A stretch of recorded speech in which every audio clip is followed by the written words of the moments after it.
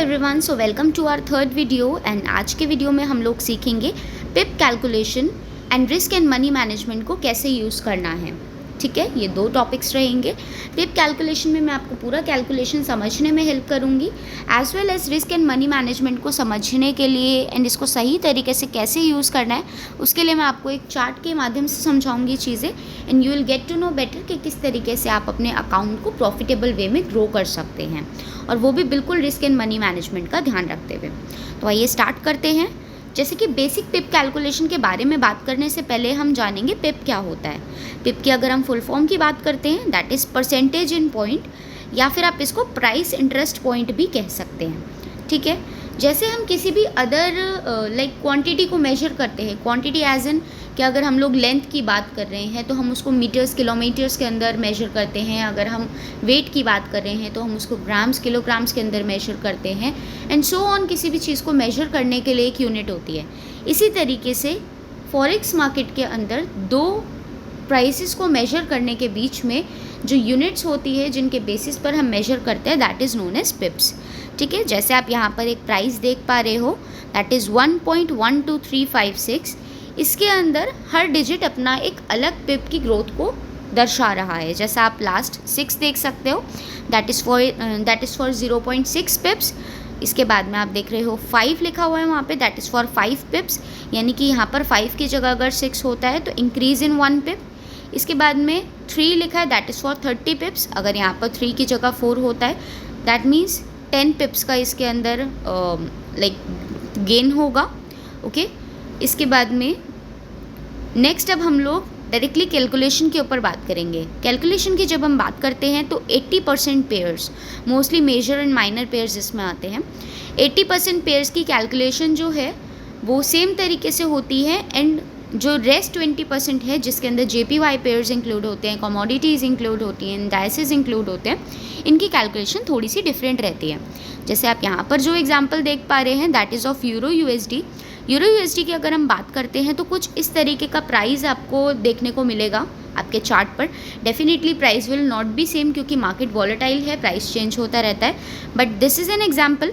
1.12356 ये एक प्राइस है, जिसमें अगेन अगर हम मूवमेंट की बात करते हैं डायरेक्टली, तो अगर 1.12000 होता है एंड प्राइस मूव करके 1.13000 पर जाता है, that means there is an increase in 100 पिप्स।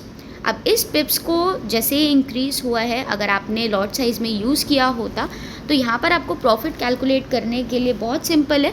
अगर 0.01 का लॉट आपने यूज़ किया होता, दैट मीन्स आपको 1 सेंट पर पिप का प्रॉफिट होगा।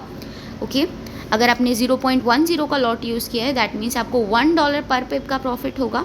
अगर आप स्टैंडर्ड लॉट यूज़ करते हैं तो आपको $10 पर पिप का प्रॉफिट होगा। नेक्स्ट, जैसा हमने बात करी, जो रेस्ट 20% पेयर्स है उनकी कैलकुलेशन थोड़ा सा डिफरेंट रहती है। तो सबसे पहले हम JPY पिप की कैलकुलेशन की बात करेंगे। JPY पेयर्स बेसिकली जापानीज़ येन के साथ जो क्रॉस पेयर्स होते हैं उनके बारे में बात हो रही है। यहाँ पर आप देखेंगे कि इसके बाद में लाइक इसके प्राइस में डेसिमल के बाद आपको 2 से 3 डिजिट देखने को मिलेंगी, मैक्सिमम 3 देखने को मिलेंगी। ओके, यहाँ पर आप देख सकते हो ये बेसिकली USD JPY का पेयर था, उसका प्राइस है। तो यहाँ पर हमने इसको एक एग्जांपल के लिए लिया है, दैट इज़ 128.215। यहाँ पर जो 5 है यानी कि डेसिमल से जो बिल्कुल लास्ट डिजिट है, दैट इज़ 0.5 पिप।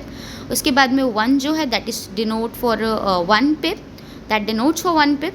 इसके बाद में जस्ट डेसिमल के बाद जो है, that is for 20 पिप्स, that is 2। ठीक है, अगर हम इसको बहुत सिंपल वे में समझे, बहुत सिंपल एग्जांपल से समझे, अगर 128.000 का प्राइस मूव करता है 129.000 पर, दैट मीन्स इसमें 100 पिप्स का मूवमेंट आया है, राइट। जैसा आप देख सकते हो, जो स्टार्टिंग में 128 है, उसका जो 8 है उसके ऊपर लिखा है 800 पिप। ओके, अगर वो 1 to 9 जाता है, दैट मीन्स 100 पिप का ग्रोथ हुआ है। अभी इसको भी कैलकुलेट करने के लिए अगर आप 0.01 का लॉट साइज़ यूज़ करते हो तो आपको 1 सेंट या फिर $0.1 पर पिप का प्रॉफिट होता है।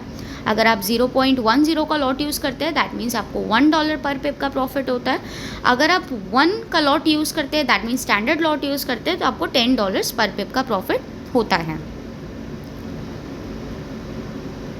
नेक्स्ट हम कमोडिटीज़ की बात करते हैं। अब जब कमोडिटी की बात की जाती है तो फॉरेक्स मार्केट में सबसे ज़्यादा ट्रेड की जाने वाली कमोडिटी है गोल्ड। अब यहाँ पर आप देख सकते हो गोल्ड का ये प्राइस है जो कुछ करंट प्राइस के आसपास ही चल रहा था 1895.25। अब यहाँ पर इसको कैलकुलेट करने के लिए लाइक डेसिमल के बाद जो सेकेंड डिजिट है that is 5, it denotes for 5 pip, okay. And just decimal के बाद जैसे 2 है इट डिनोट्स फॉर 20 पिप्स। बहुत सिंपल एग्जांपल के साथ इसमें भी 1960 से अगर 1970 तक प्राइस जाता है दैट मीन्स 100 पिप्स का मूवमेंट है, अपवर्ड मूवमेंट है, ओके। इसको भी आपको कैलकुलेट करना है। It will be same like every pair. अगर आप 0.01 का लॉट यूज़ करते हैं 1 सेंट पर पिप, अगर आप 0.10 का लॉट यूज़ करते हैं दैट मीन्स $1 पर पिप, अगर आप स्टैंडर्ड लॉट यूज़ करते हैं दैट मीन्स $10 पर पिप, ओके। अब गाइस पिप्स कैलकुलेशन इसी तरीके से होता है। इसमें आपको कुछ भी क्वेरी रहे तो आप कनेक्ट कर सकते हैं डायरेक्टली हमसे। साथ ही साथ यहाँ पर ये एक रिस्क एंड मनी मैनेजमेंट का लाइक चार्ट है। इस चार्ट के माध्यम से आप अपने अकाउंट साइज़ को देखते हुए किस तरीके के लॉट साइज़ ले सकते हैं, किस तरीके के लॉट साइज़ प्रेफर कर सकते हैं, कितना डेली टारगेट रख सकते हैं, कितना डेली अचीव कर सकते हैं, कितना वीकली अचीव कर सकते हैं, और पर ट्रेड टारगेट आपका कितने डॉलर्स का होना चाहिए, वो सारी चीज़ें मेंशन की हुई हैं, राइट। अगर मैं यहाँ पर बहुत छोटे अकाउंट से ना बात करके हम लोग 3rd सीरियल नंबर पर जाते हैं दैट मीन्स $500 का आपका अकाउंट होता है तो आप टोटल लॉट साइज़ जो यूज़ कर सकते हैं दैट इज़ 0.03। अगर इसको हम लोग थोड़ा सा ब्रीफली समझें तो आप या तो 0.03 की एक ट्रेड ले सकते हैं या फिर 0.01 की 3 ट्रेड्स ले सकते हैं या फिर आप इनका मिक्सअप भी ले सकते हैं दैट मीन्स आप 0.02 की एक ट्रेड और 0.01 की एक ट्रेड भी ले सकते हैं, ठीक है। यहाँ पर आपको इस चीज़ का ध्यान रखना है कि आपका डेली का जो टारगेट रहेगा वो $12.05 का रहना चाहिए, मतलब बहुत ज़्यादा लालच नहीं करना है।